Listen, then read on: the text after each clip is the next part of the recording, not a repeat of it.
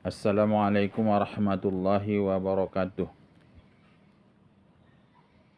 Alhamdulillah, salatan wa salaman ala rasulillah.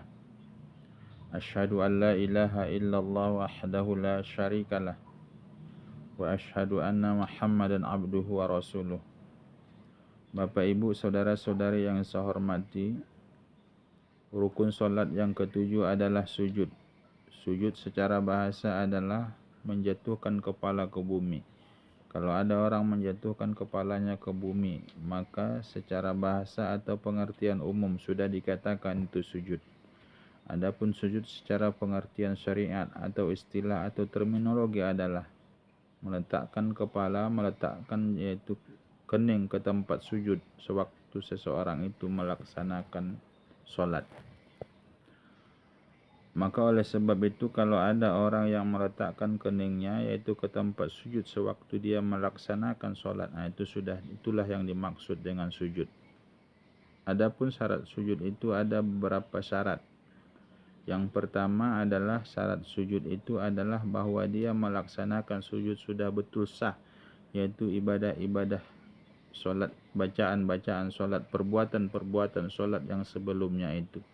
Kalau sudah sah perbuatan-perbuatan solat yang sebelumnya, barulah dia boleh melaksanakan sujud. Kalau belum sempurna atau belum sah perbuatan-perbuatan solatnya yang sebelumnya, maka tidak sahlah dia melaksanakan sujud. Umpamanya dia melaksanakan i'tidalnya belum sempat dulu, belum sempurna dulu batas tuma'ninahnya, maka dia belum boleh melaksanakan sujud. Dia sempurnakan dulu tuma'ninah i'tidalnya itu, barulah dia melaksanakan sujud. Inilah yang dimaksud sah perbuatan solat yang sebelumnya.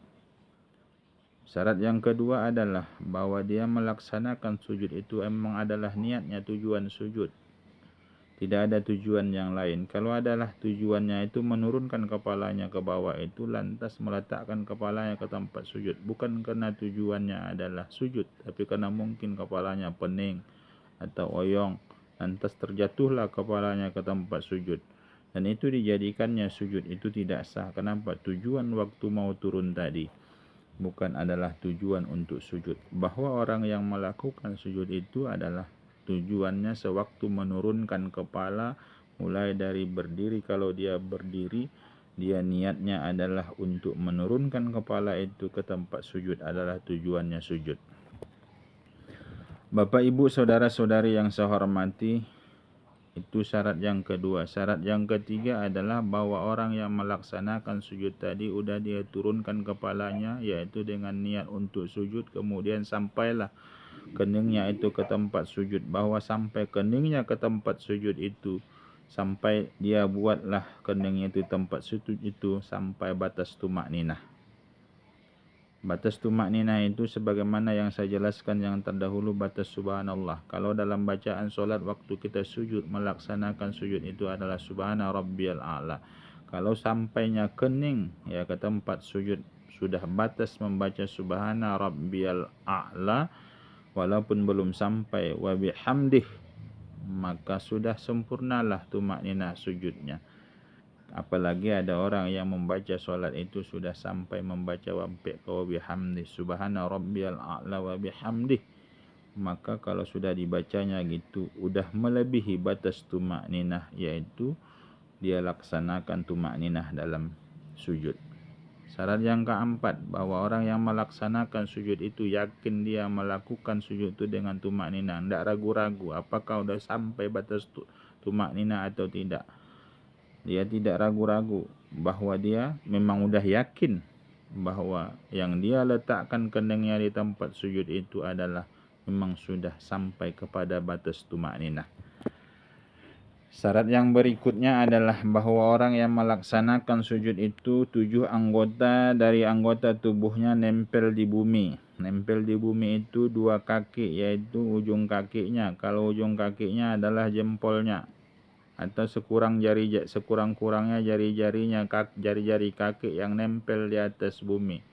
Itu udah 2 anggota, kanan dan kiri 2, tambah lutut 2. Maka udah 4, tambah tangan 2, udah 6.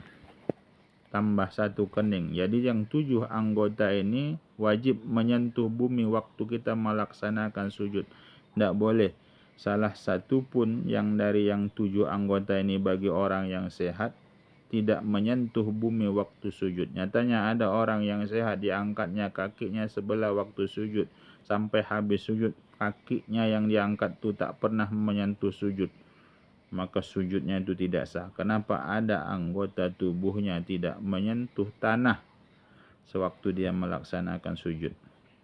Ya, seperti gaya diangkatnya itu sebelah kakinya, naikkannya waktu dia sujud itu tidak nyentuh bumi kakinya.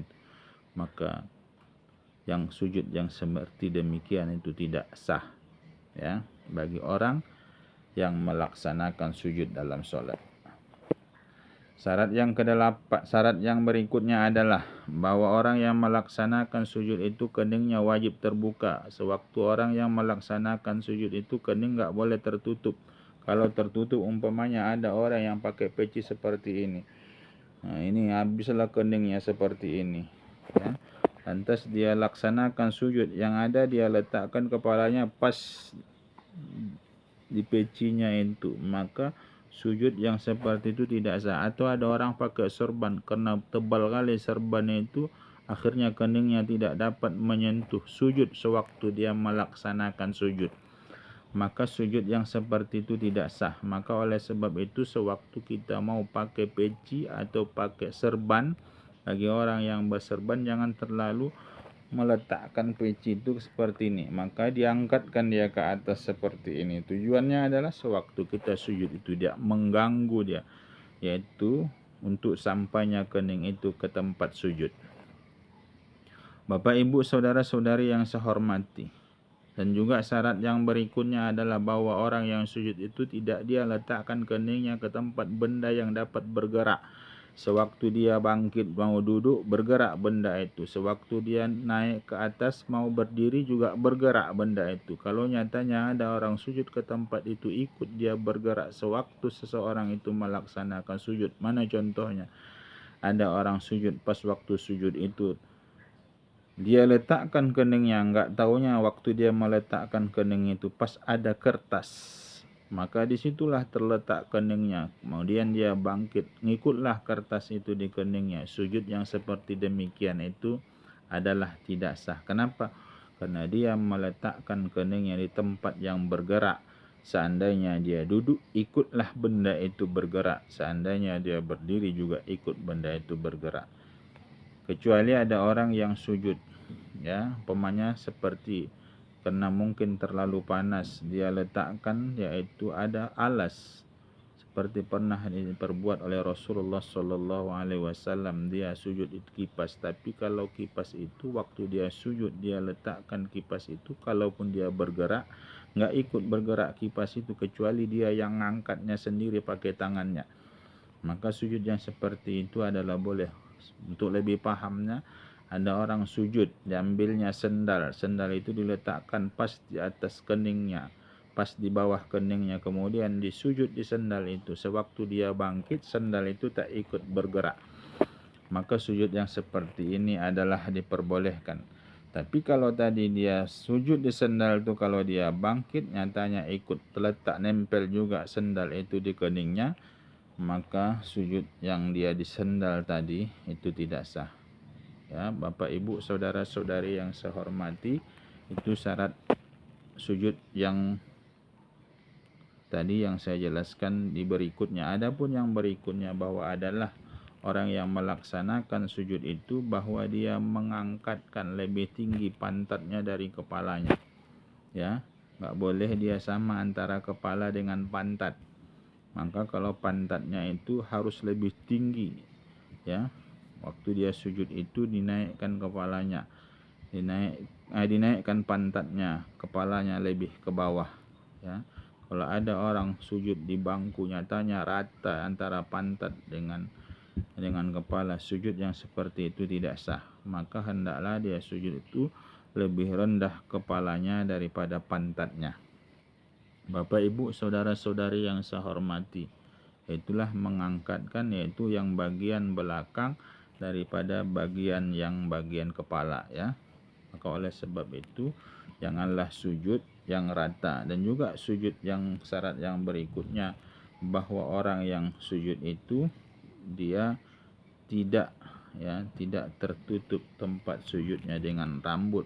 Mana ada rambut, yaitu kalau ada rambut yang berkepang, lantas sewaktu dia sujud nempellah kepang itu di tempat keningnya, maka yang seperti demikian itu tidak sah sujudnya. Maka sewaktu dia sujud itu hendaklah diangkatkannya rambut yang kepangnya tadi, baru dia letakkan sujudnya ke kening itu ke tempat sujud.